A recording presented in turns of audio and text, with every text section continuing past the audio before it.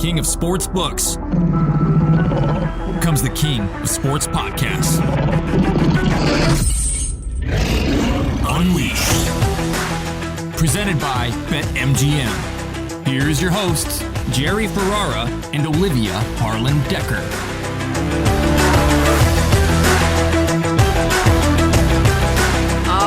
We have a great show coming up. Former NFL All-Pro Le'Veon Bell will be joining us. That is going to be such a good interview. You won't want to miss that. Now he's rapping. He's even making his boxing debut against another NFL great, Adrian Peterson.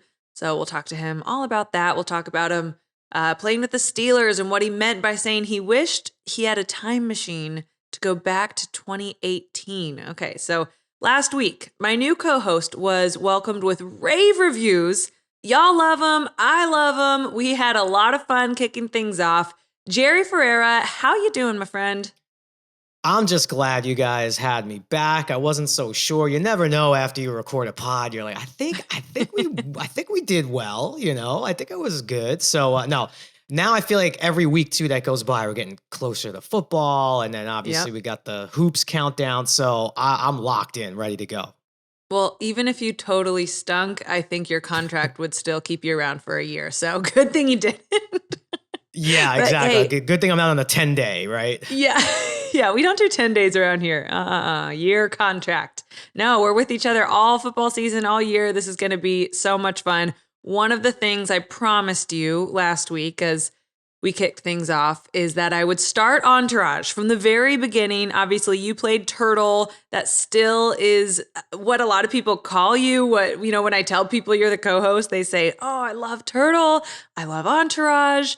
But I made it through 4 episodes and am really, really loving this show. I'm laughing out loud. So, yeah, and don't forget, I'm 23 years old. I'm probably a lot closer to 200 pounds back then. Walk me through your weight loss journey, because it doesn't even look like you. That was just, I was always like a kind of chubby kid, and also that's how they wanted me on the show. Turtle definitely fit, to be a little schlubby, a little overweight. And then, you end up working so much. Craft service is really good. I started enjoying dinners, stuff like that. Yeah, I kind of ballooned up to like 205. And it wasn't until I turned like 30 years old where I'm like, I got to get this together. This is really starting to go down a path of something that's going to be hard to correct as I get older. And I just it was very simple. I just started lightly working out and eating a little bit better and just little by little over time. I didn't lose 30, 40 pounds in 2 months. You hear some of those stories, but they were not happy you'll see later on, I come back in between year 6 and 7, which is only in the show supposed to be a month later. And I'm 60 pounds lighter. It's, and Doug Allen couldn't write all the kind of fat jokes that they used to hit me with early in season 1. So that's kind of my fitness journey. So what I'm learning about your character is, you take such a brunt of all the jokes, and then obviously the dog Arnold and the attack. Did you have a stunt double in that scene? No, that was me, and I'm definitely in a lot of. I'm wearing all Rangers goalie equipment, so you see even the sports was pretty prevalent in that first episode. I have a Yankee jersey on at one point, a Yankee hat, and then a Ranger jersey. So if you actually look at the dog attack closely, that dog was so sweet. He was licking my face, and they couldn't actually get him to violently pull me by the crotch. So they had to really kind of edit around that because it was just a sweet dog who didn't even want to pretend to hurt me. So. Okay. Well, and it was just a actor dog. How does that work? How do these dogs end up in movies and shows? Yeah, I think we've had 2 over the years that played Arnold. The one that was there the longest was Rocky. His real name was Rocky. Okay. There's even a later episode. There's a switch. Will I notice it's a different dog? You won't notice, but it was funny because they actually had a little puppy also as well that they were sort of grooming to replace Rocky. Imagine that. It's kind of like some quarterback situations we've seen in the NFL where hey, we're drafting this young kid. He's not going to play. It's still your job, but eventually he will take your job and you will be sent into retirement. So we had Rocky for a good amount of time, and then Rocky stepped away from the camera. And then I'm not remembering because it was only 1 year that we had the new pup. But yeah, he filled in. But yeah, the dogs like stormed off set before when he didn't want to work. Yeah, it's definitely changes the dynamic of a scene when you're working with kids or animals. Divas. So then also like the episode I just watched is when you're all going to go on a big group date because E has a date with Ari's assistant and then everyone is trying to find dates. And you get the one from the fan mail of the naked girl who comes and is obsessed with Vince.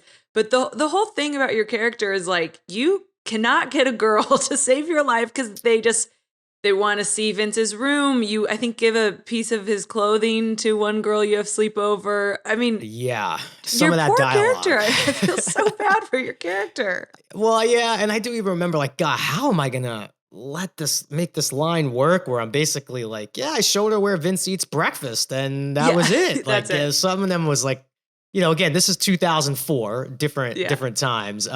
But you'll see, I think there is a comeuppance that will, as you continue to watch, Okay.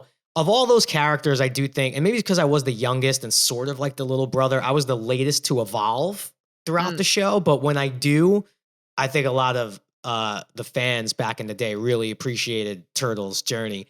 And now, I'm in New York with my kids. We're back in Brooklyn. My kids are not Brooklyn kids, which makes me very upset because they've only know Ohio. But, the show was really popular in New York and LA. So there was a lot of people coming up. Like, oh my gosh, Turtle, take a picture. And my 3-year-old is like mesmerized. He's like, why are all these people coming up to you?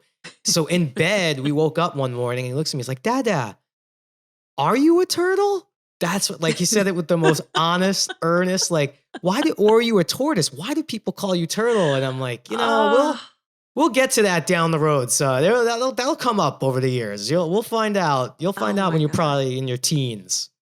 Yeah, I mean, the show's pretty racy. When will you let them watch it? That's the funny thing, right? It was a lot easier when there was no internet to say, like, you're not watching this, and you hide the VCR tape or the DVD. Yeah. Nowadays, like, he's gonna have a phone. You want your kids to have phone for safety reasons. So he's gonna. I haven't really fully thought that through of what happens when the kid stumbles upon your work from 25 years ago by the time he has a phone. So I really don't know how I'm going to handle that. So you're saying in Cleveland or just in the Midwest in general, like, you don't get shouted out as much as you do on the coasts? It definitely comes up, but there's just so, if it's just a numbers game, there's so many more people out and about. Even this morning at the park, there's hundreds, if not like 1,000 people coming in and out. So your chances of getting spotted are a lot greater. Yeah. So he asked me. A lot of people. Yeah. And, we were New York guys on the show. Like I said, LA and New York, like the Midwest, the middle of the country loved the show too, but the coasts definitely early on loved Entourage. Okay, so I haven't told you this. And again, I'm just now catching up and I'm loving it. Like, every spare second I have as I'm giving my baby a bottle, anything, we are watching Entourage. The kid loves Entourage too, by the way. He's watching the TV. It's funny now because back a couple years ago, I had a Entourage cast member slide in my DMs. Uh-oh. Okay. Well, we know it's not me, right? Let's just clear the air right there. It was not me. We have never really met until we. Yeah. Okay, great.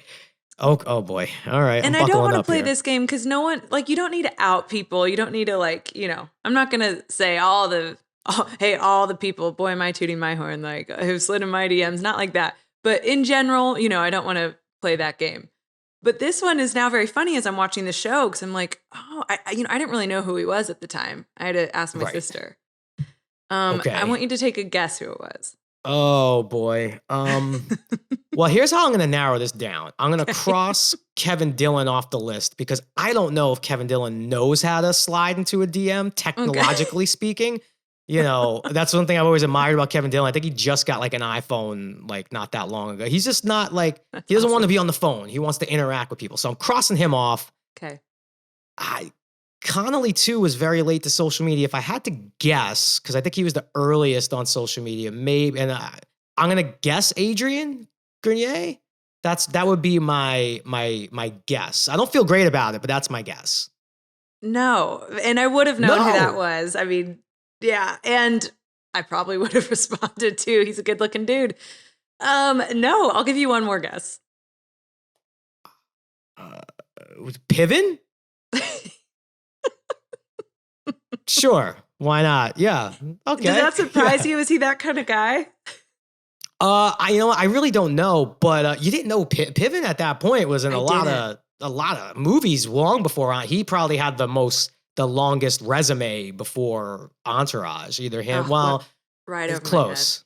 Yeah. Well, I would have lost that bet. I'm already down. I'm already minus money on the pod. I'm 0 for 1, so I hope I could pick it back up on this episode. Yeah. I sent it to my sister and I was like, who's this guy? Because, it was verified. And I'm like, who is You're this? right. And she told me. Yeah. Anyways, I had to tell you that. But no, hey, he's great on the show, too. My God, is he a funny character? Yeah. Oh, my God. Three-peat Emmy Award winner, I believe. I think he won the Emmy 3 years in a row. Yeah. So. Oh, yeah. No, he's so good. Well, yeah. So every week I'm going to tell you where I'm at in the show, and yeah, totally loving it. Okay, you promised me this week that you would find me some Houston Texans wins because last week we broke down the AFC, and you thought that there'd be some surprises in the Texans schedule. So that was your homework assignment. Find me some Texans wins. Did you find any? What you got? So, guys, listen, I know I ran my mouth a lot last week that the Texans, I didn't even say the Texans are going to just win more than 4.5 games. I said they're going to upset a good team, maybe more than once during the year. They sort of did it last year. I went through the schedule. Remember, now we're barely even through preseason. So this is not final answer time. This is my early picks. I went through it. Bears week 3 doesn't really qualify. We really don't know what the Bears are going to do. And we'll talk more about the NFC because we're going to dive into the NFC later. They did already beat the Titans last year. I had that circled week 8, but here it is. I truly, truly like the Thursday night game. It's week 9. I do think the Eagles are going to be a good team. It's in Houston. I think that is going to be one of those sleepy. It's Thursday night. Those are always a little weird. I think they might stumble into a loss. That's my number 1. I do have a number 2, and I'm already going to pick on the NFC East. Week 14, the battle for Texas, Texans, Cowboys. That sounds like a cowboy. Let me trip over my own 2 feet, stumble against the Texans, and bring the NFC East back to craziness because we were supposed to run away with it. And now we just lost to the Texans in week 14. So the door's open for the Commanders to sneak in at 8 and 9. We'll get to all this, by the way. I'm coming in hot on the NFC East. Okay, I'm loving this. I'm loving this. And I have a lot of concerns about the Cowboys, too. I can't wait to circle back to the great state of Texas. But that's what we're going to do after we talk to Mr. Bell. We are going to break down the NFC. And I think we both have a little bit more skin in the game. That's both of our teams, the Packers and Giants, who play each other this year in London at Tottenham Hotspur Stadium. And I haven't said this on the show yet, but I'm moving to London in like a week. So I'm going to go to that game. I'm really excited. Maybe I can do some live reporting for Unleashed there. But that game, Jerry, are we going to be on good terms that week? It really all depends because that's what, week 4 or 5, you said? Yeah, it's October 9th. If the Giants are like 1-4, if they get out of the gate like they've gotten out of the gate the last couple of years, I'm going to want to win, but I might not be as obsessed. But if we get out of the gate or even close to 500 hanging around, that's the fun part about your team being in the NFC East. You are truly never out of it. Even at 6 and 10, you're still sniffing around the division. So no, we'll be cool. But I will say the Giants play good in London. Historically, they play some of them. They have a lot of London games under their belt. They play well in London. Well, yeah. So as I was watching the Packers preseason, there was a lot of talk. Everyone's upset. Jordan Love threw 3 picks. I think 2 of them were his receivers' faults, but I don't know. I told this story on Twitter Live the other day for BetMGM. We did a win total preview for the whole NFL. And when we got to the Packers, I mentioned I was at a wedding this summer and that I was talking with Jordan Love for a minute and didn't realize it was him. And then my husband came up and I was like, oh, that guy was really nice. And he said, Liv, that was Jordan Love. that was QB too. I don't know. So it's great guy. So I'm only cheering for the best for him, but a little bit concerned about the health of Aaron Rodgers, the future of Aaron Rodgers, because we don't know what we're doing. We're beat up on the offensive line with David Bakhtiari still recovering. And then our receivers, we're not sure who's going to fill in for Devontae Adams. So I certainly have question marks for the Packers. Yeah, I don't know when we do our NFC preview. I don't know if you're going to like some of the things I'm going to say about your squad, but I'm sure you're going to absolutely destroy my squad. So okay. I'm ready for it. I'm totally ready. I'm defensive. I'm a defensive-minded player today. I love it. Hey, you know what I'm ready for? What's that? I'm ready for you to take over the reins. Any topic you want to talk about, it is time for you to unleash on Unleashed. Go ahead, my friend. Yeah, I'm nervous about this one because I know this is gonna be a big eye roll for a lot of you listening. I know it, and this is gonna be on social media. I'm sure the lovely people at BetMGM are gonna clip this, put it out there. But I want to prove to you that I am gonna speak my mind and not be afraid to take strong stances. I even discussed it at dinner last night. This is not my original idea, and some people have mentioned this before. But everyone has that one friend. You have a few drinks, you just talk sports, and the conversation goes all over the place. Yeah. This is his thing that I am now fully on board with. Are you ready? I'm going to give it to you in one line, and then we'll talk it out. Okay. Super Bowl Saturday. Ooh. Now, really, exactly. That's the face everyone kind of makes. It's like, ooh, not the best idea. It's Super Bowl Sunday. Lord knows the NFL does not need help marketing the Super Bowl to us. Mm-hmm. Why move it if it's such a successful thing? Just think about if you actually went to the Super Bowl, right? And it's on a Saturday. And then you have that whole entire next day, or even if you had to be up at work, 5 a.m. on Monday, that's kind of a bummer. But if it's on Saturday, you get all day to recover Sunday. You could even actually still have a Sunday fun day after the Super Bowl. No one really owns Saturday night. Like college football obviously does. They'll be done by the Super Bowl. Mm-hmm. UFC does. Hopefully you guys can get off that same weekend. Super Bowl Saturday. It would be great for the city that the Super Bowl is in because people won't, it's Sunday. We got to get out of here. I got work the next day. They might linger around, Indianapolis for a couple of hours more than they actually would. This is an old head take because the bottom line is I don't want to be up till 1 o'clock in the morning on the East Coast. Watch it. I struggle with it on Thursday and Monday night games. The Super Bowl, obviously you have to watch it. Why not Super Bowl Saturday? Why not?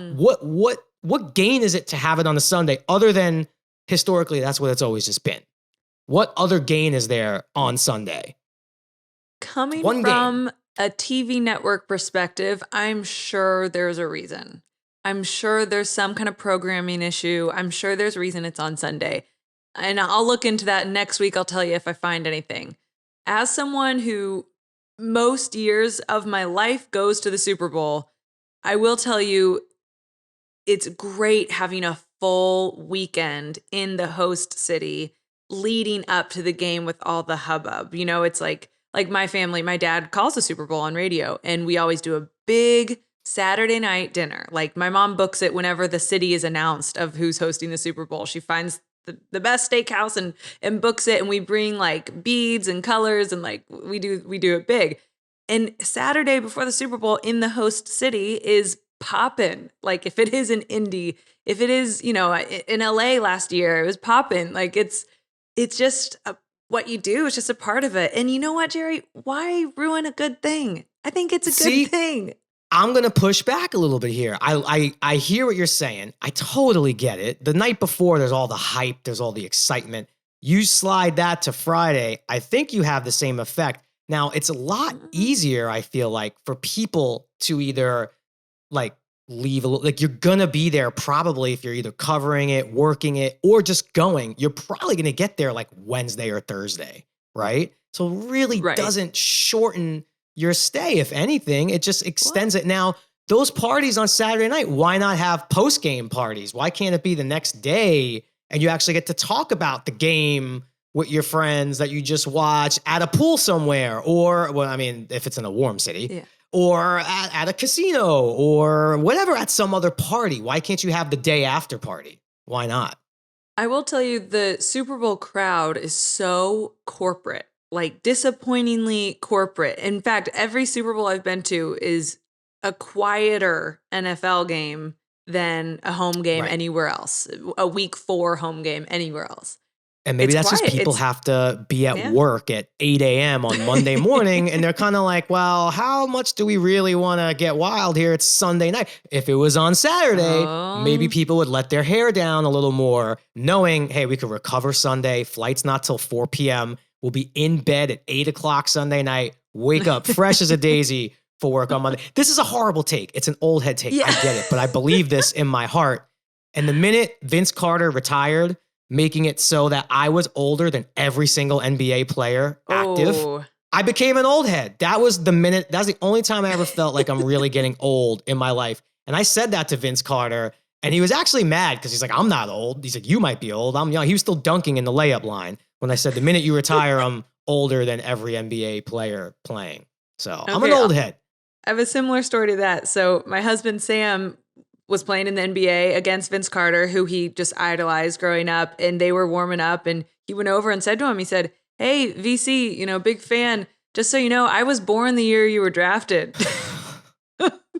You don't like that. Yeah.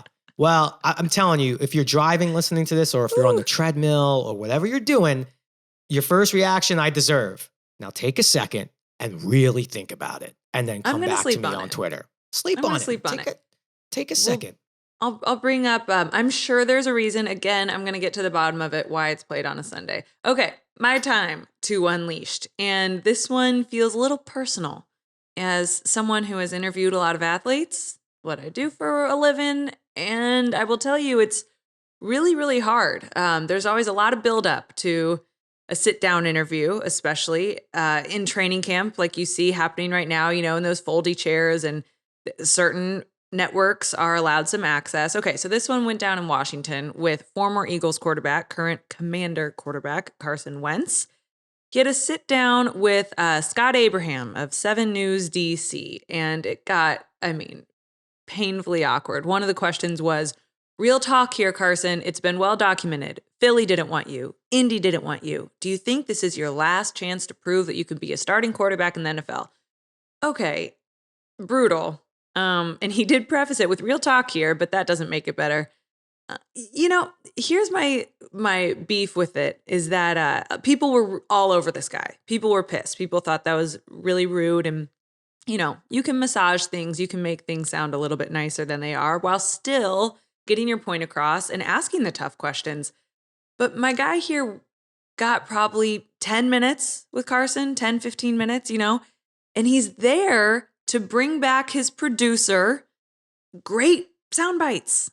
And that's what his job is. And I don't want to play it because I think we did last season, but I had a bad interview on the field with Nick Saban at halftime. And halftime interviews are a whole different animal because it's so tight. And, no coach wants to talk at halftime. But Alabama was up like 7-3 on Chattanooga. And he finished my first question with an answer of saying, we just have to know what kind of game we're in. And he was pissed.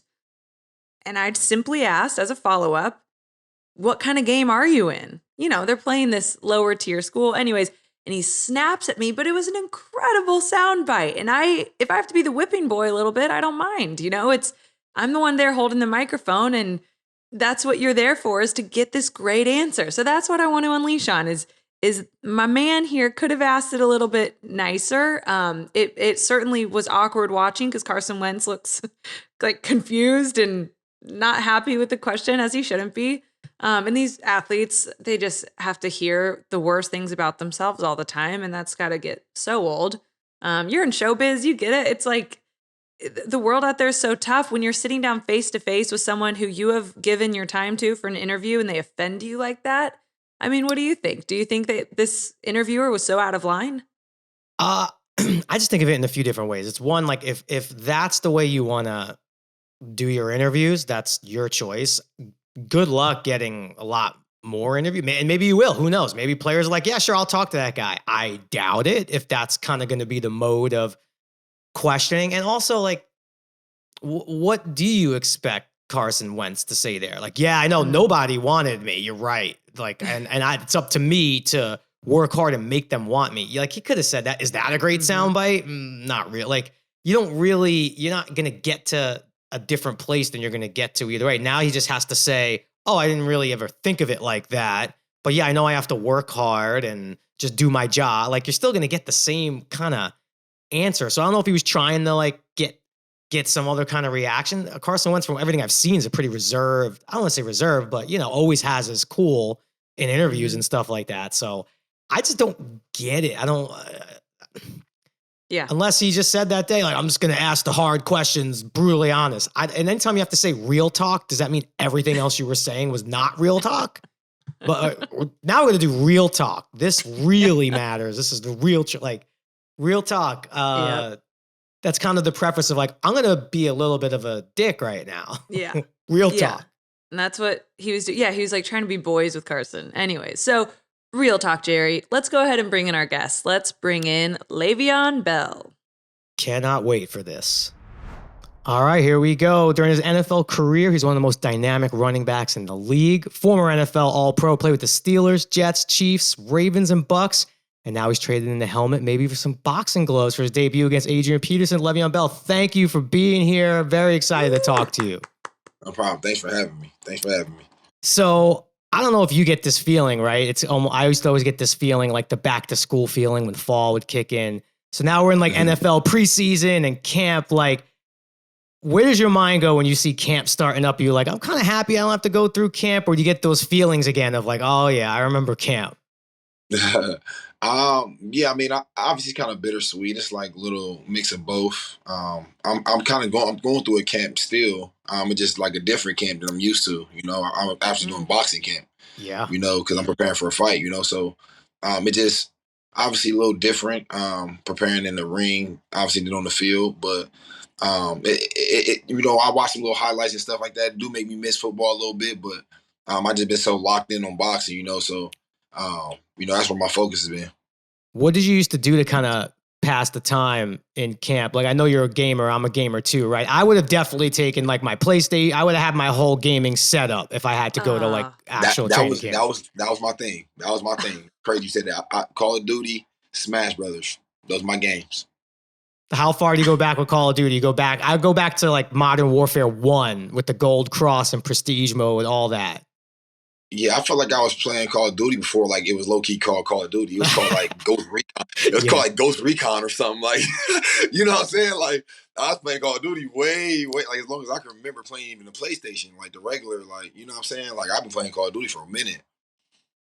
Okay, if you're such a big gamer, obviously right now the Madden ratings are out. Did you ever get really upset with your Madden rating? Why do guys get so upset with their Madden rating? Yeah, I mean, because when you play a game growing up as a kid the whole time, you kind of, the good players and how you want your speed to be or whatever it is. So when they put you on the game and you feel like you're a certain speed or a certain strength or something, they don't give you what you feel like you is. It's like, oh, dang. Like, you know what I'm saying? You kind of take it personal. Yeah.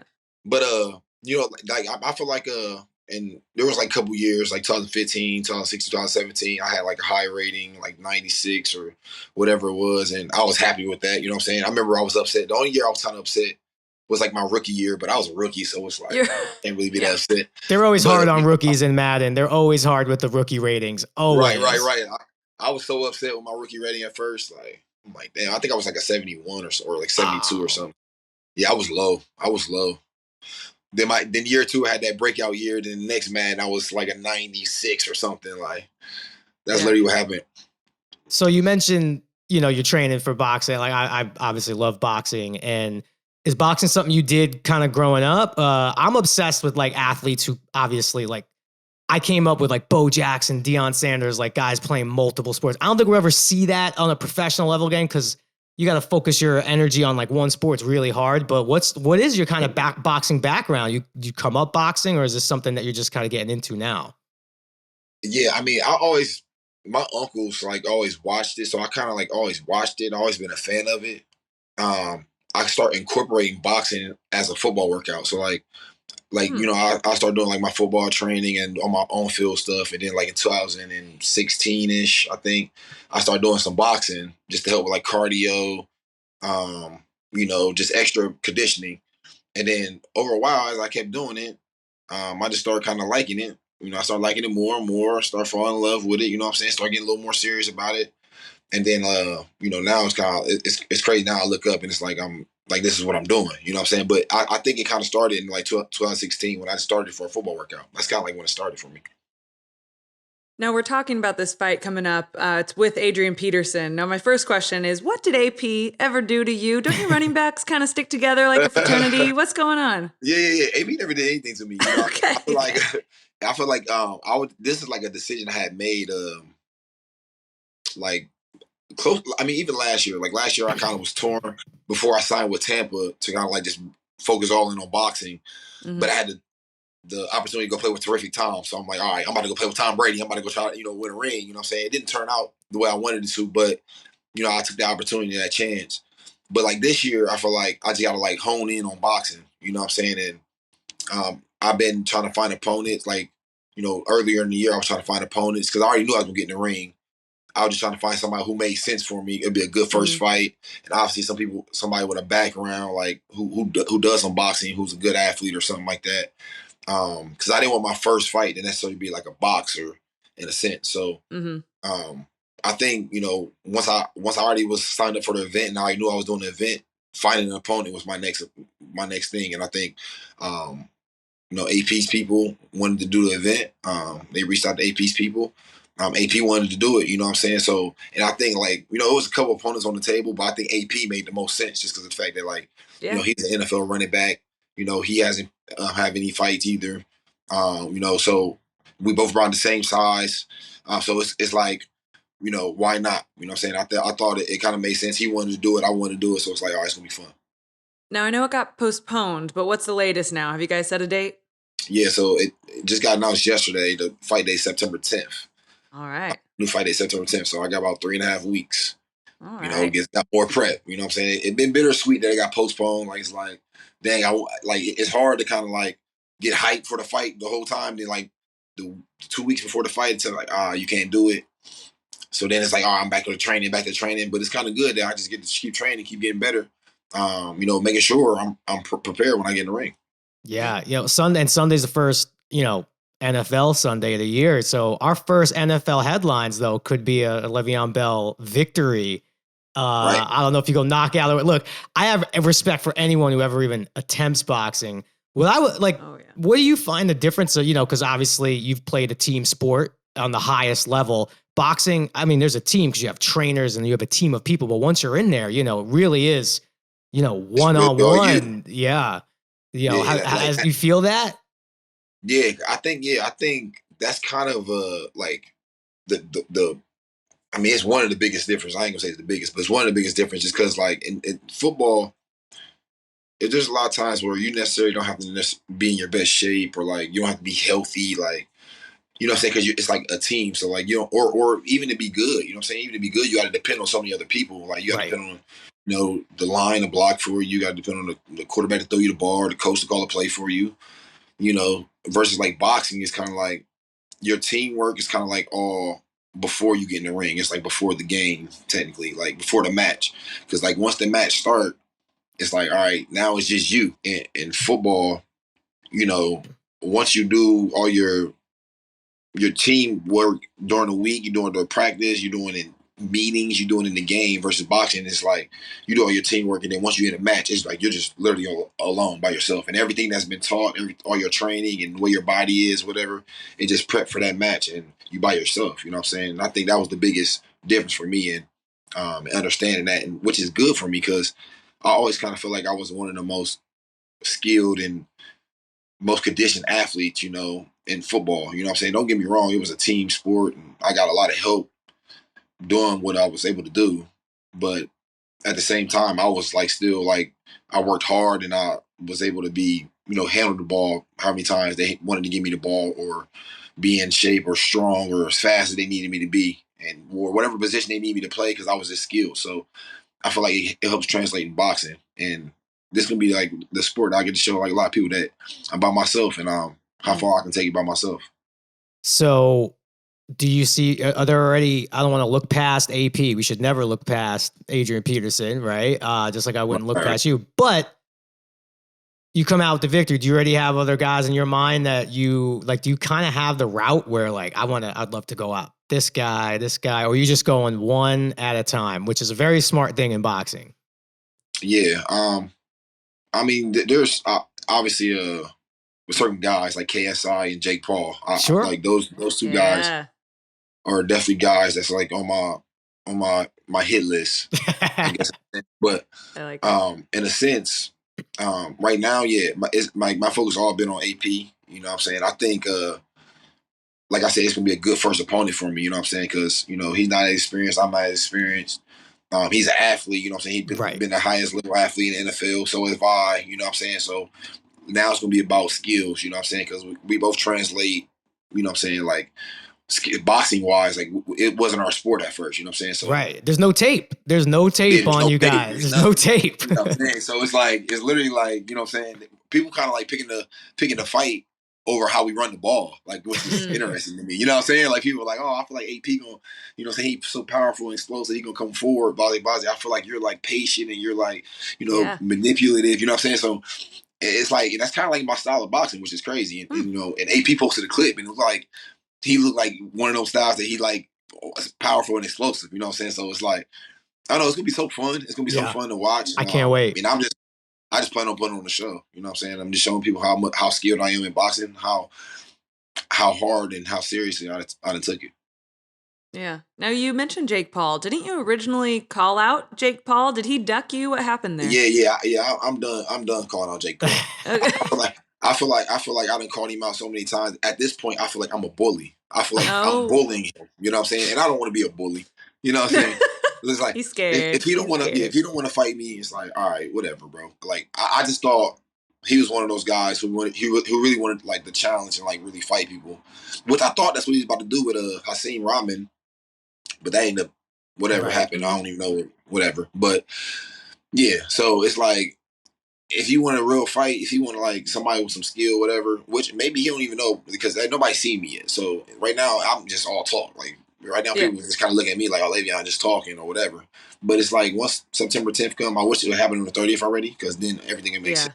But once September 10th come, people will see, and then I feel like the people gonna be asking for that fight, and at that point it's gonna be on him, like because I'll be ready. I'll be ready to do the fight whenever he want to do it. So it'll be up to him at that point.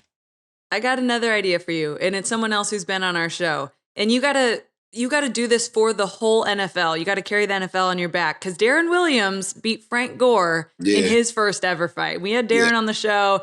He was feeling pretty confident. I think he said he's one and done. He doesn't want to do it again, but the NFL needs a win here. Would you fight Darren if he would do it? We could make a call. Hell yeah, I'll fight Darren. Hell yeah. I got my money on you. I got my money on you. He did beat Frank. Like, so it's like, yeah. That fight almost kind of happened. That fight almost happened. Oh. It was so close. Like, but yeah, it was like the AP. But yeah, the Darren Williams fight almost happened, and that fight probably still could happen. You know what I'm saying? Like, I just don't want to fight people with losses. If they got wins, I'll fight them. Like, I just want to fight people with wins. I don't want to fight people with no losses. Like, straight up, I want to take people. I want to be the one to put the L in they column. Like that, I want to be the guy to do that. Man, I'm not gonna lie. You're getting me hyped for this fight. Like I love fights and stuff, and I watch them all. But like now I gotta see it. I gotta see it. You're right. There's no tape, no workout video, like a few here and there, but there's no like real like sparring set. You got me so. You really just sold me big time. Yeah, because I seen AP post a clip. It's like, oh man, I don't want to post it because you see people post their boxing stuff all the time. It's like, in football, there's another difference too. In football, when I'm training, it's like I post all my clips. Like I just send everything out. Like boom, I want everybody to know what I'm doing. But in boxing, it's more like ain't nobody see me, so I don't even want nobody to know how I look. Yeah, don't do it. Don't do it. Like I don't want nobody to even see how I look. Like because it's like y'all gonna see the 10th, and then when the 10th come, once the cat's out the bag, it's like out the bag. But yeah, I want to surprise people on the 10th. Like, oh, that's good. Yeah, you did post something a few weeks ago. I thought, it was a real honest post on your IG talking about like this next chapter in your life, and you said you wish things would have played out differently in 2018 if you had a time machine and all that. And I always think about stuff like that, like what if I could go back? What more so like what do I wish I could have done differently? What exactly? Just explain a little bit, what would you like to have been exactly different, or, how would you have done something differently if you could? I know you went into it, but I thought that was a very interesting post. Yeah, I feel like just in 2018, it was just like so much going on. Not even just with football, because like that post was like a lot of people kind of took it from me sitting out of 2018, the franchise tag year, which a little bit it was about that. Like, well, I mean, a lot of that year was about that, but it was just so much going on off the field too, and that I made maybe I wouldn't say the wrong decision because it's like there's decisions that I made that made me who I am today, and I'm glad that I made those decisions because I learned from them. Yeah, you know what I'm saying? There's like things that if I never did it, then I would never learn from, and I think that kind of made me, a better father, a better, person, a better man, a better athlete. You know what I'm saying? Just a sense, like so. I mean, there's not anything specifically that I can really because that's why that post could have been forever. I could have made that post forever, but it's just so hard to talk about, you know, everything that went on in that year. But obviously, people majority talking about the franchise tag year, and I'm not sitting here saying I would change if I had a time machine. I would go back and play. Like I just think there's different ways I would have went about it because obviously at the end of the day, in 2018, everybody just wanted to see me play football. You know what I'm saying? Like everybody just wanted to see me play. I was in a sense like don't get me wrong, I wanted to play football, but my mindset like I had something else. Like I was on a different mission. Like I had something else set out to prove. You know what I'm saying? And I feel like like certain things was getting in the way of that. You know what I'm saying? So it turned out the way it turned out. You know what I'm saying? Like obviously everything happens for a reason. So you know what I'm saying? I think I'm here today because whatever happened in 2018 or 14 or whatever it was, all those decisions I made me the person I am today. And I couldn't go back and change anything. I wouldn't go back and change anything because I'm proud of who I am today. Yeah. I mean, it sounds like you have no regrets, which is great. But if you did have a regret, would it be that you couldn't watch yourself play? Kind of like watching the Beatles or Jesus perform at Red Rocks. AB crazy. Hey, AB funny. Hey, I love AB, bro. AB funny. But look, that's the thing about it. AB gets such a bad rap. He gets such a bad rap, and but he like one of my closest friends. Like he's so funny because he just knows like I don't know. He knows how to like just get like the people to gravitate to him in a sense, like because he's funny. He just like so funny, and I don't even think he's like tries to be funny. Like I don't think he's like necessarily trying to be a joke guy. You know what I'm saying? But he like saying how he feel, and it's like some people be like, man, I can't believe he said that, but it's like. You know what I'm saying? It's like some people will just think it. Some people will just think it and, you know what I'm saying, keep it to themselves. He like one of the people who will think it, but I'll just say it too. Like, I'll actually say it. That's like what the difference is, you know what I'm saying? So it's like, so some people are like, man, like, his filter is not, you know what I'm saying? His filter not like everybody else's filter, but I love AB to death, man. Don't get me wrong. Would you ever fight him? I mean, I think that fight would sell out in Pittsburgh. AB wouldn't fight me, though. Hey, but yeah. Of course, like I spar guys. I spar my friends all the time. I can fight people and still be friends with them. Like I have no problem. Yeah, I have no problem with that. You know what I'm saying? Because to me, it's a sport. It's a sport. I'm not mad at you when I'm fighting you. Like when I go in there, when I go in the ring and fight AP, I'm not mad at him. I'm just gonna have to handle my business. I'm gonna have to go out there and do what I got to do. But I'm not mad at him. I'm just, you know what I'm saying? It is what it is. This kill list is getting long. Yeah, I'm saying your list. That's what I'm saying. Like, another name. Yeah. And your friends know, like, no video. Don't post no video, right? They know not to take the camera out and post, right? It'd be like, it's been like a couple, like little small, small, like 3-4 second clips on like people's close friends or something. Like, bro, all right, if you post that, just post on your close friends and don't post nothing else. Like, it'd be like that. Like, I be trying to keep it under wraps. Like, I don't want nobody to see nothing. Have you gotten like farther enough along where like like entrance music and stuff like that, or you haven't gotten to that point yet? Not yet. Nah, I was actually. It's crazy you said that, and we was talking about AB because I was actually thinking about AB walking me out. Oh, Olivia, you are a boxer, man. You're a showman. That's a show, right? You're ready. Yeah, that's cool. That's fantastic. You know what I'm saying? That'd be fire, right? Would that be fire? Yes. Yes, absolutely. That's what I was thinking. That's what I was like. I was thinking about that. So like, Twitter will light up with that. We'll light up with that. Yeah, and I was talking to him about that. So it's like we setting all that up. It's crazy we bring that up. Like. Yeah, like, see, you already know. I'm a fight fan, so like for me, the fight begins the minute they show like the fighters walking out. Like the fight has begun in my mind. Like you're walking out, you're saying something when you're walking out. So like I always like I'm all about the intros. I'm locked in from the moment you step out. I want to know what music. I want to know who you're walking out with. I want to see your face. Like I love all that stuff. Yeah, I gotta think of like like the full like what I want to come out in. I know what colors. I don't want to spoil it, but like I don't know exactly what I want to wear. Yeah, you know what I'm saying. Take your time with that. Take your time. You know what I'm saying, Jerry? What colors do you expect?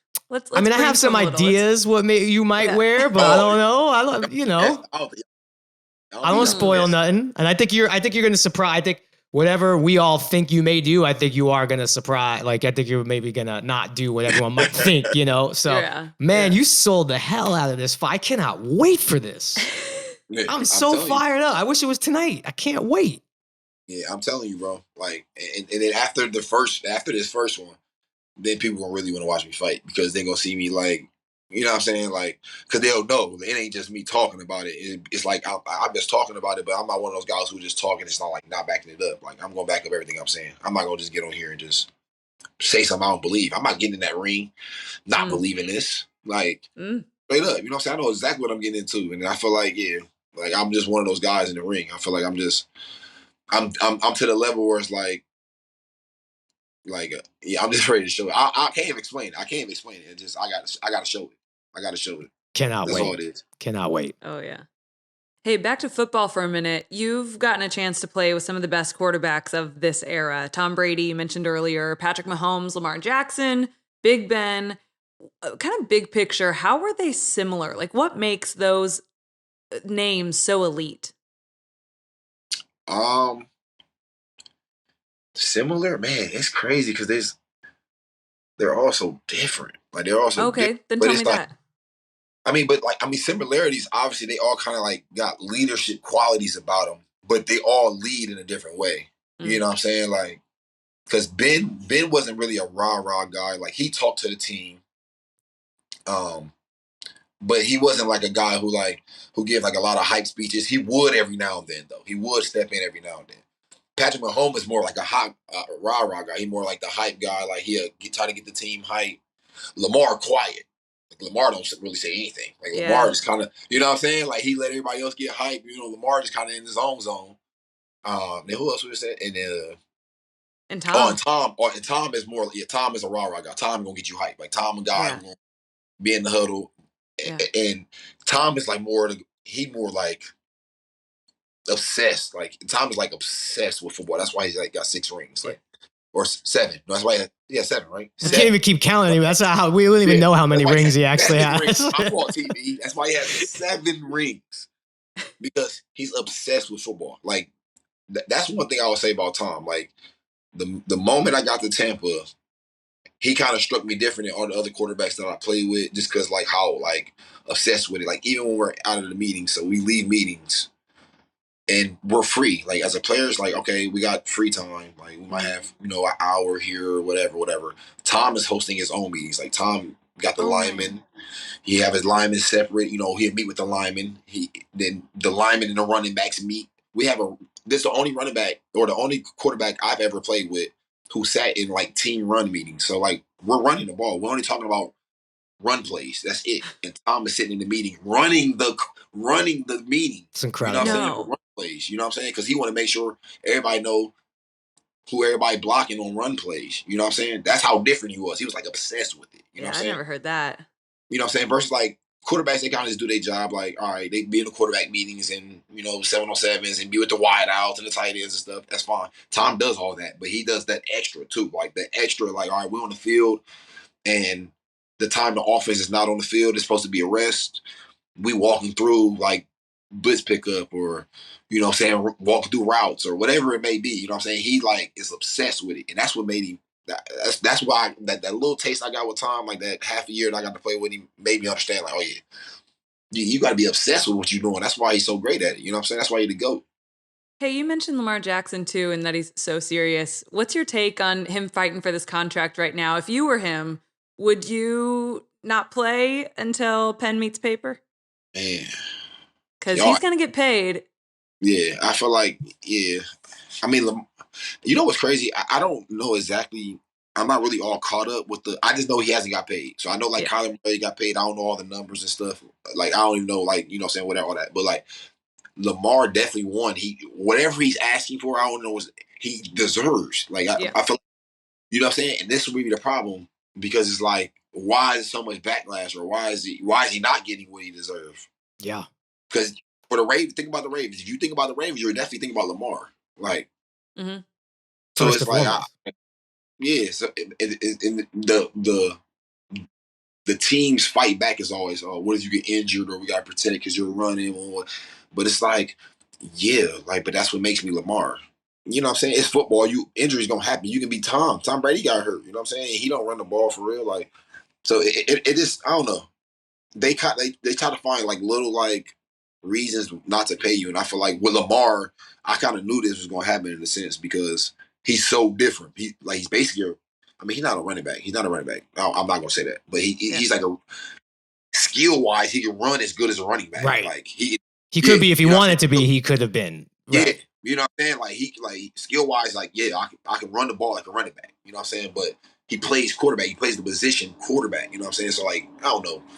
I just knew it was gonna be a problem with this. But me, if I'm the guy handing out the money for the Ravens, I'm paying Lamar Jackson what he wants because he deserves that. Yeah, me too. There should be no fight. Kyler Murray should be no fight. Yes, there should be no fight. Yes, Patrick Mahomes wasn't no fight. And like those guys that like these are their guys. Like, it shouldn't be no fight about it. Mm-hmm. No, you're right. You're right. Is he disadvantaged representing himself? So what's your take on players not having agents? I didn't know he don't have an agent. I didn't know that. He doesn't. His mom does some negotiating for him. Oh yeah, I don't think it's a disadvantage. No, I don't, because at the end of the day, you cut. Like, okay, I guess lawyers may know like little, like, I don't know, fine line details and like the way to talk. But at the end of the day, Lamar know like numbers, like what he want per year and like how much guaranteed money, and like he know like the simple, like all right, the legit of it. You know what I'm saying? And then you can always hire somebody on the side to like look over like whatever little fine that you're gonna get. But like him, like I think Richard Sherman made that like popular. You know what I'm saying? Richard Sherman was like one of the guys who like made that popular. I like that. I like guys kind of representing themselves. You know what I'm saying? Like, save your I like money. that idea. Yep, I like that idea. You can negotiate your own contract. Why not? Yeah. Just have a lawyer. I wish I would have did that. Yes, think of all the money. No, I'm just playing. I'm just saying, like, if I would have did that though, I don't know what I would have did. Well, I probably did that. I can tell you one thing. Huh? Yeah, my mom thinks I'm worth all the money in the world. So if he's got his mom do it, he's not gonna undersell. She's not gonna undersell her son. There's no one better. Right. Nah, my agent did everything I was telling him to do. So it's like, I wasn't like talking to him. I feel like if I was talking to him, the way I would have said stuff, it came off different. Right. That's why, I'm like, in a sense, like, dang, if I would have represented myself, maybe things would have turned out different. Or maybe if I'm even hearing the conversation. But it's like, none of that was happening. So it is what it is at this time. Do you mean by that maybe taking the Steelers offer instead of going to the Jets? No, I wasn't saying that. I was just saying like, or maybe they would have offered me something different. You know what I'm saying? It may have been easier to accept. You know what I'm saying? Like, I just wasn't hearing the conversations for real. So like, I just was saying, oh, this is what I want. Blase, they come back or whatever. You know what I'm saying? But it was like, I was just hearing the conversation, like on the outside. I wasn't really a part of the you know what I'm saying, the conversation. Yeah. If I didn't have the agent, I like Lamar, I feel like, like he's doing all that stuff, like talking himself, basically telling them on himself, like direct. You know what I'm saying? When they hear you directly, I feel like it's different. You know what I'm saying? Yeah, no, you're right. I could never do anything for myself like that. I'm way too emotional to be. I'm just too emotional. I would tip my hand right away. Be like, wait, you said what? I would be way too emotional to speak on my own behalf. I just know myself. Be too emotional. Yeah, too emotional. They're trying to have you like that though. That's literally what it happens. Like, that's why they ain't want me on the call, because they know I would get upset or they say, that's what it was. So you're right though. That's probably you probably saving me from myself. Yeah. Well, before we let you go, last thing for me, you training tomorrow? What's a day like? Like, are you road work in the morning, or you training every day? Yeah, I train every day. Tomorrow, usually what's tomorrow? Wednesday? Yeah, usually tomorrow conditioning day. So I'll probably do like a hike or something, like a couple miles, like 4 or 5 miles. Oh wow. Then I hit the gym. Then I'll probably go like to Pilates because I'll do like either I'll try to squeeze like Pilates or like a hot yoga or stretch because that's like I don't know, boxing's so much different than football in the sense of like I feel like every part of my body got to be free, like it got to be loose. Like if football was like kind of tense, you can be tense because it's like more like you're bracing, yeah. Yeah, it's more like you bracing up. You know what I'm saying? Boxing, you got to be like a little more freer. So I've been doing so much stretching and yoga and Pilates. It's like, bruh, but I feel good. I wish I would have knew about this like when I was playing football because it would have helped me in football. But, yeah, it's like I feel good. So yeah, tomorrow that's probably how my day would be. Like in the morning, usually in the morning before it get too hot, I'll probably get up at like 6, 7 a.m., go hike, do like 4 or 5 miles, then hit the gym right after. Then after the gym, I'll go to Pilates. And after Pilates, either I got my second workout at the gym, or I'll do like my yoga stretch or whatever it may be, like my second little part I may do. But like my days kind of like intertwine and they all kind of switch. But that's what my tomorrow look like. All right, true last thing for me. Sorry, Olivia, and I'm done. I'm gonna shut up. You good. Because you mentioned like West Coast. I think you're on the West. Like I'm always obsessed with when, you know, a lot of us fans watching football. It's like, oh, you're on the Steelers going to the West Coast, time different. Does any of that matter with you guys? Like, oh, we're on the red eye. We're going out to the West Coast. We're playing the 4 o'clock. Does that really ever factor in for you, the players? We all think it does. Or we just making something out of nothing. Or West Coast going east.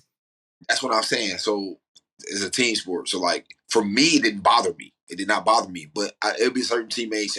They'd be like, bro, man, I hate, like, you know what I'm saying? Like they couldn't like if we went from like Pittsburgh to like Vegas or something, like they would hate that. Like, oh dang, bro, I'm gonna be up all night, bro, or I'm gonna get up too early. I'm gonna wake up too early, like, you know what I'm saying? Because like the time difference or whatever it is, you know what I'm saying? It didn't bother me, you know what I'm saying? Because they all. So if we played if a 1 p.m. game would be in Cleveland or something, right?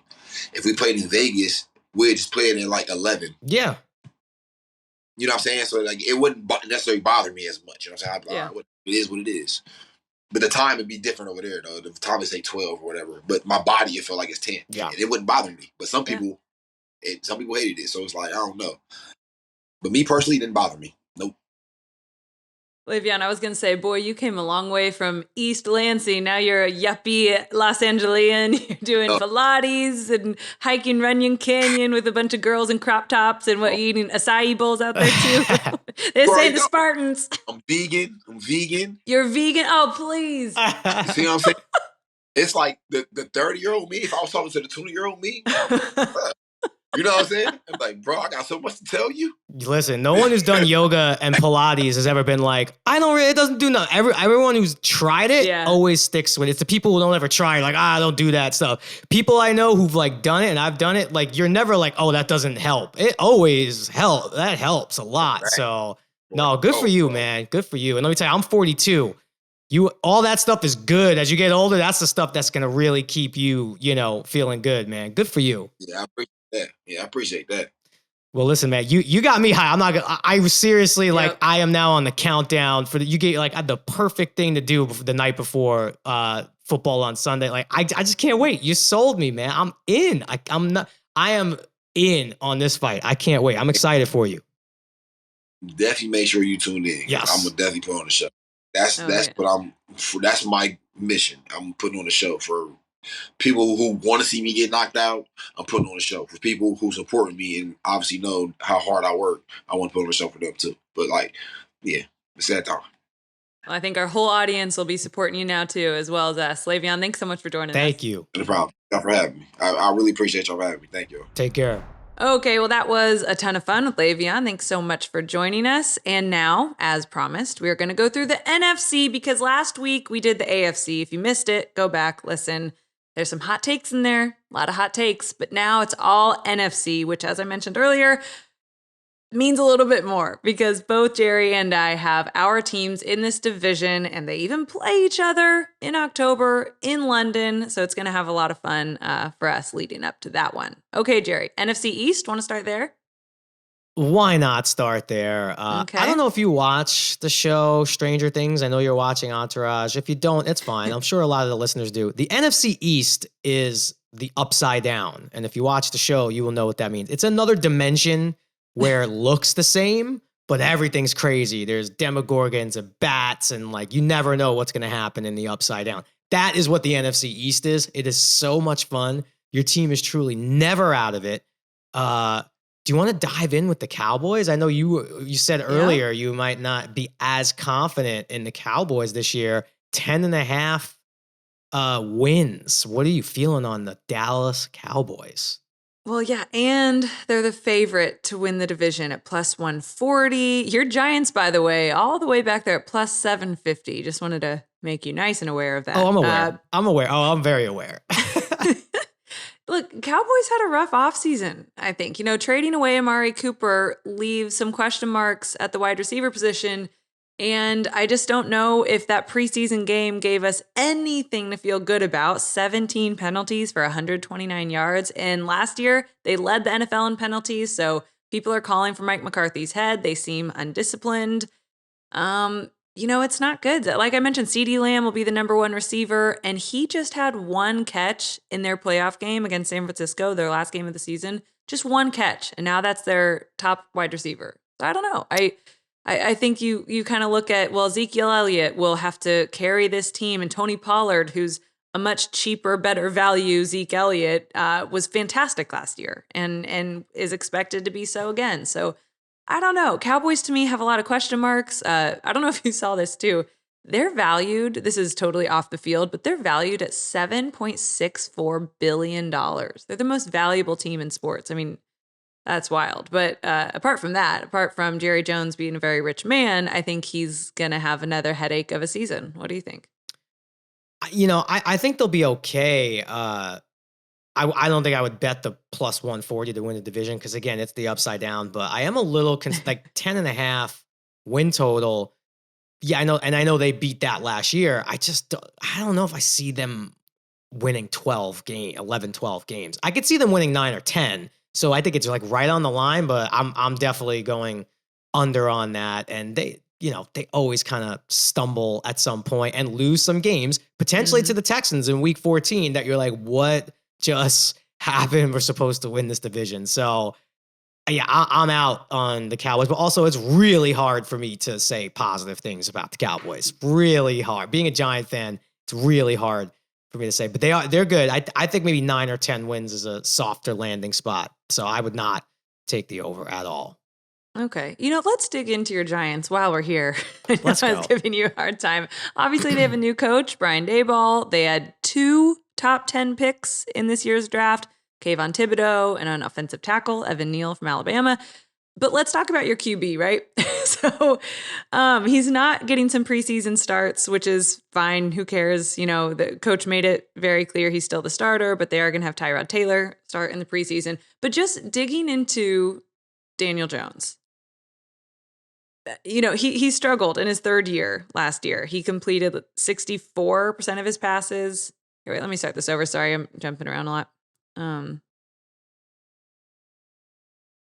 So yeah, let's just dig into your quarterback, Daniel Jones, for a minute. He had 36 fumbles in 38 games. And guess what their record is when he's starting games? 12-25. So obviously you can blame a lot of that on his O-line last year. Horrible. They looked horrible in the preseason opener against the Patriots. And you know who really concerns me, who was supposed to be a great target for Jones, a great playmaker for the Giants, is your wide receiver, Kenny Golladay. He's just been a disappointment. He had 0 touchdowns last year. And in that preseason game against the Patriots, which I don't know if you watch, I don't know how much you care about the preseason, but he had a bunch of red zone drops. So I'm down on Kenny Golladay. I'm down on their O-line again. And I am just never that optimistic with the ball in Daniel Jones' hands. So it's kind of like the polar. That's why I say it's the upside down. It's like the polar opposite of like the Tua situation, right? They're both entering year 3. And with Daniel Jones, it's very much, well, he just hasn't been healthy and he hasn't had an offensive line.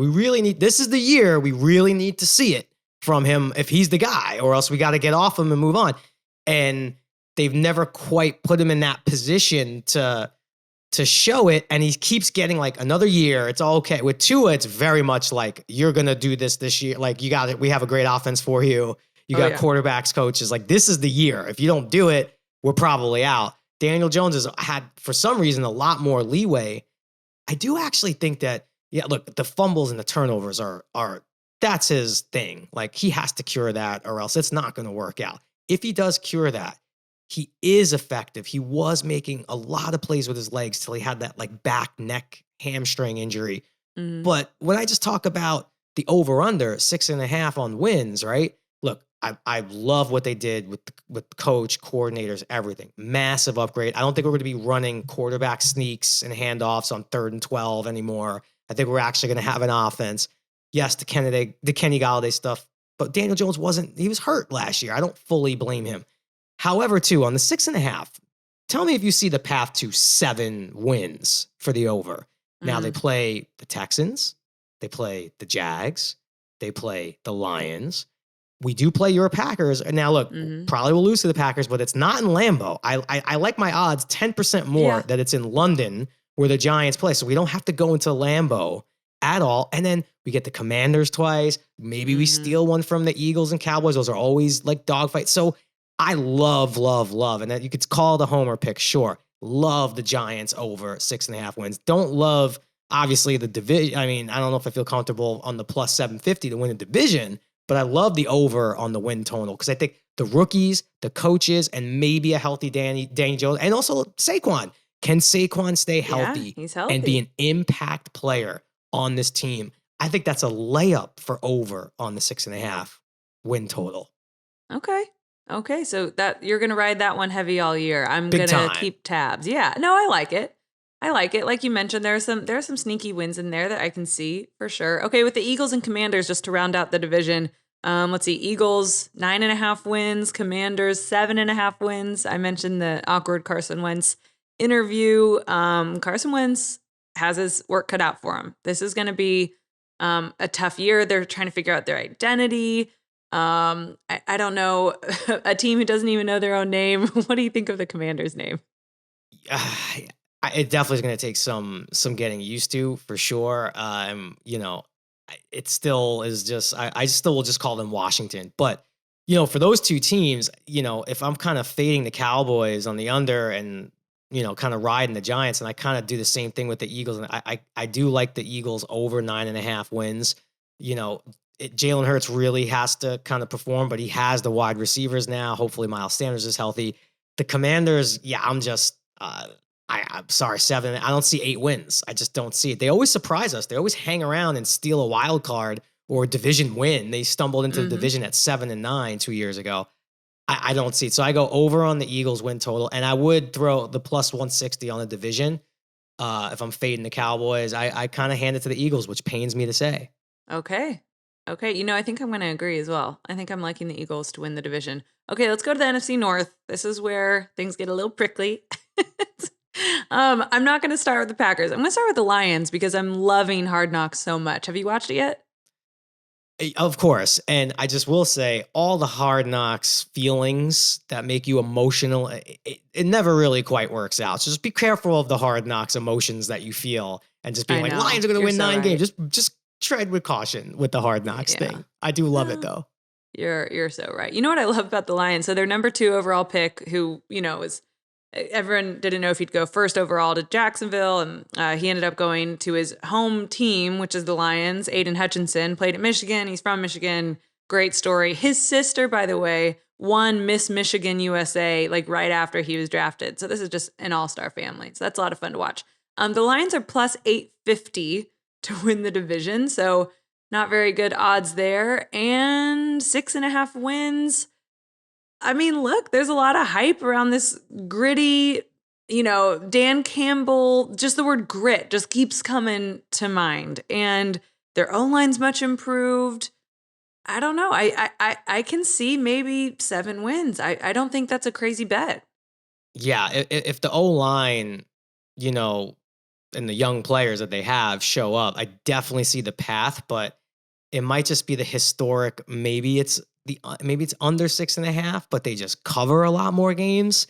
They were kind of the kings of like the backdoor cover, they would just be down 17. It's like, all right, this is a lock. And then somehow they'd like lose a heartbreaker. I remember like they actually left a lot of wins on the field last year games they could have stolen. So it's really hard to have any sort of a feel. Because if they close out some of those wins, like, yeah, I could absolutely see 7 wins with the Lions. But it's almost like a stay away from me, but going to have a lot of fun watching because they're so young and, the golf of it all. So I kind of stay away. But could we bypass the Bears? I want to get to your Packers. Yeah. Look, love the Bears, love Justin Fields. That offensive line, very, very worried. They lose Allen Robinson, which I used to do segment after segment when I was big into fantasy football of Allen Robinson deserves a quarterback more than any other receiver in the NFL. I did one segment a year about look at what this guy's numbers are without really a, top even 12 quarterback. So, I would have loved to have seen him in Fields though. Would have been fun because I do like Fields a lot, but I just worry about the line, with the Bears, and are they going to give him time, and or is it going to be he's just running for his life? And the line is looking bad already in the preseason. I mean, they're not improved at all. And remember in Justin Fields' first start last year, he was sacked 9 times. I mean, I'm with you. I'm not cold on Justin Fields. Those are Derek Carr numbers, like the most all-time sacked quarterback. Yeah. And then even on the defensive side, Roquan Smith, the linebacker, is trying to leave. I mean, it's a very Cleveland situation where players are all requesting trades. But anyway, let's go to the Vikings because I think they are the stiffest competition to the Packers. They have a new head coach, Kevin O'Connell, who I think can really unleash something here. Unleash, branded. I think they were held back by Mike Zimmer, and Kirk Cousins is steady at the helm. No one lost more close games last year than the Vikings. They seem to, win games they weren't supposed to and lose games they weren't supposed to. And I don't know, defensively, they get Zadarius Smith from Green Bay. I will miss him. I think he's going to be great in Minnesota. And they're kind of this perpetual wild card contender, but a lot of people are saying they might be the most improved team in the NFL this season. Do you think so? I really do. I think, and, I like Zimmer as a coach, but they're always, we talked about teams stumbling. They probably stumbled more than anyone. I mean, that offense has been loaded for years now. Dalvin Cook, if healthy, is one of the best backs I think I've ever seen. The problem is he just gets hurt because like 80 guys wrap him up because that's how hard he is to tackle. This is who I would be the most worried about as a Packer fan. If you're buying any of Devontae's gone, what are the Packers really going to be? And we're going to see. So if there's a little fade there, like the Vikings are absolutely the team that needs to catch all that fade. I like them a lot on over 9.5. I think they win some of those games that they should have won last year. And I think it's a real competition for that division. I think it's Vikings Packers. I give a slight edge to the Vikings. I'm sorry. Don't. And I love Aaron Rodgers. If they're healthy, I do see it finally. Yeah. Okay. No, it's okay. I mean, the division's always ours, so hey, we'll take a little competition. I still like the Green Bay Packers. Let's get to them. I think what's been promising from what we've seen in the preseason when they played out in San Francisco is rookie wide receiver Romeo Doubs. I like this guy. I like this guy a lot. He looked really good, and everyone is questioning what we're going to do at receiver. Well, we maybe receiver by committee. You know what I mean? It might just be one of those years, and obviously some offensive line injuries with Elton Jenkins, David Bakhtiari, like I mentioned earlier. But there's some options here. And then I like our run game with Aaron Jones and A.J. Dillon. Like I mentioned, we got to get A.J. on the show. But I think our run game's going to be stout. So those are the Green Bay Packers. And they're still a favorite to win the division. And you like over, like where are you with the 11.5 win total? I like over. I like them to win at -155, and I like at least 12 wins. Sure. Do you? And you got to beat the Giants in London if that's going to happen. You have to go through the Giants in London. All roads go through London. Yeah. That's good. Okay, NFC South. Tom Brady is back, but he's on vacation. I mean, right? Don't you think that a lot of people were concerned when he stepped away for a little bit, and then it's kind of coming out some speculation of, oh, maybe he's just on a vacation that was planned before his retirement was revoked. I don't know. Where do you think Tom is? I don't know, but when I say who cares, I mean that with all due Me respect. too. I don't care. I know like when my mom retired, she had a bunch of sick time saved up, And she's like, oh, I can retire early and just use the sick time, even though I'm not sick. I look at it like this is like sick time you never took. Yep. Guy hasn't missed a lot of games, maybe phased out camp. I just think it's like, look, I'll be there, guys. I'll be there. I'll be on time when the game's on. I'll be there. Like, trust me.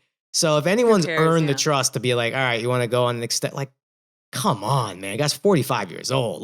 Go ahead. Take an extended vacation. It's fine. I don't think that you're setting a bad example for the young guys. I think they absolutely know who you are and what you've been about your entire career. So go ahead, do whatever it is. You hope everything's okay, right? Mm-hmm. You hope obviously he's not taking leave for any negative reasons. And if it's just, I need a little more time before I get going, take it. You're 45 years old. Take it. Take it. Yeah. Doesn't bother me. And they are the favorite, minus 275 to win the division.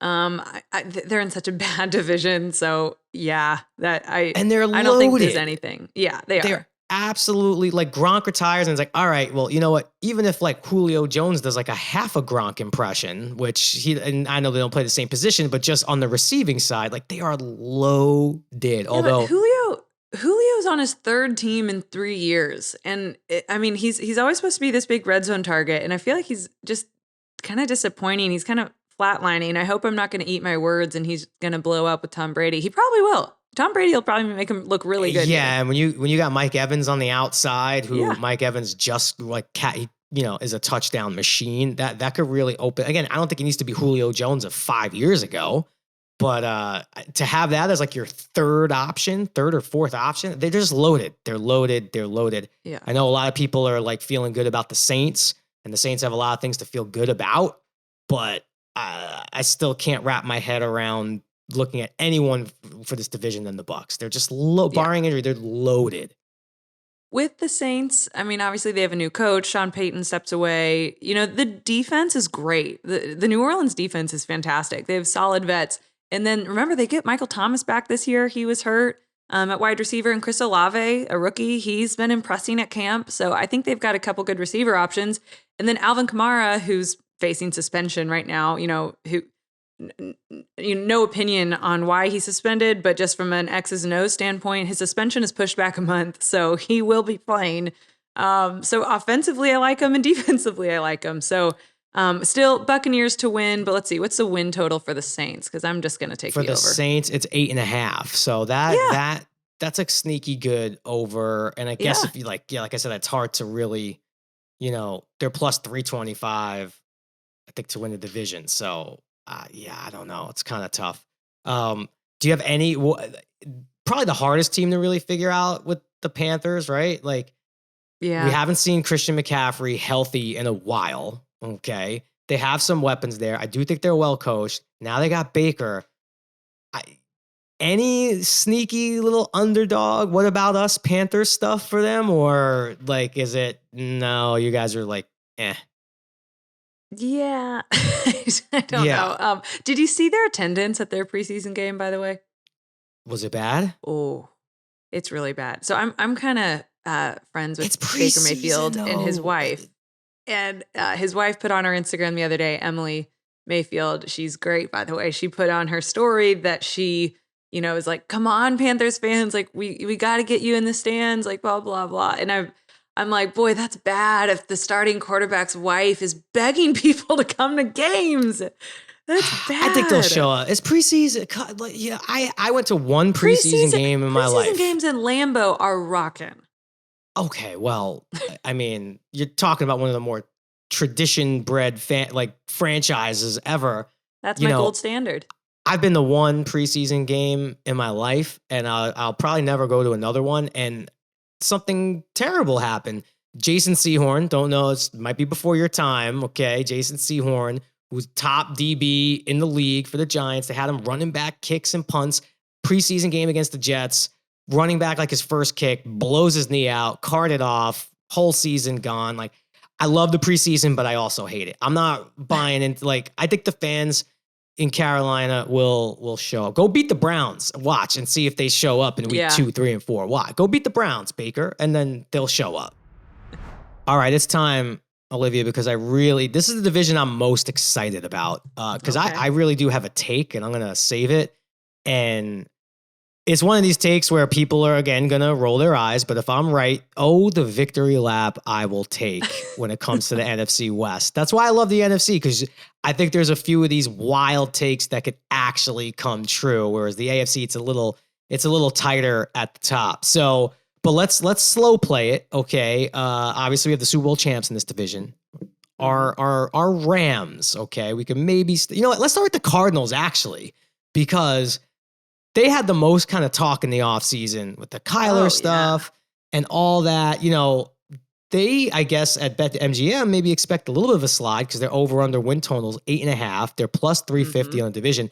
Do you think that since all this chatter has been about sort of just Kyler Murray, like how much do you think this impacts the team? Do you expect them to maybe step back from where they were last year? I personally do. Not much, but a little step back. Yeah, I mean, look, the Cardinals were so noisy. And one thing especially, I think you've got two divas, Kyler Murray and Cliff Kingsbury. I think they're both diva-ish. And one thing that really led me to that assumption is that in camp, I guess Kyler Murray was kind of talking smack about the play calls. And Cliff said, okay, you try it. If it's so easy, you try it. And I guess it went horribly. And Kingsbury said to the media after, I wouldn't play for Coach Kyler Murray. I guess he did horrible calling plays. And I think this is like toddler behavior. And it's so funny to me that it's come down to this. And then, of course, the addendum in the contract of must study 4 hours at home. And here's my thing with that, too. I know that's kind of old news by now, but Kyler Murray signed that contract with that verbiage in it. So I don't know why it was so surprising when that leaked, when people saw that.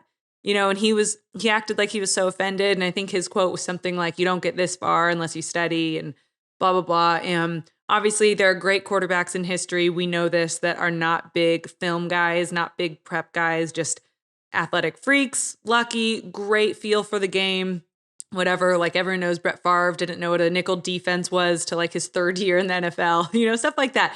But I don't know if that's who Kyler Murray is. But look, they've got, their work cut out for them. I feel like now they just have to play and show that all this talk can dissipate as the season gets started. But yeah, I guess I don't like noisy teams by definition. So I don't have much hope in the Cardinals. So I'll take the under on 8.5 wins.